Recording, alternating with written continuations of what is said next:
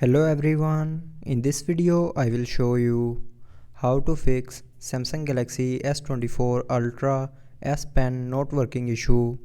So before starting the video, don't forget to subscribe the channel and also press the bell icon. So first of all, open settings and then scroll down and here click on advanced features. Now here click on S Pen and here click on this three dot more icon. Now here you will see a reset S Pen option, so click on this option to reset the S Pen settings.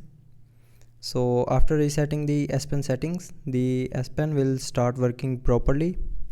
But if you are still facing the problem, then the second solution is reconnect the S Pen.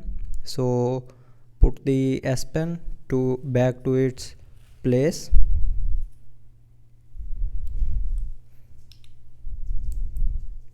and after a few seconds take it back out.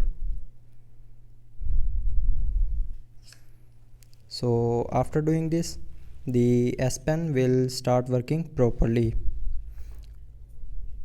So these are the two ways to fix the S Pen not working issue on Samsung Galaxy S24 Ultra. So I hope you liked the video. Thanks for watching.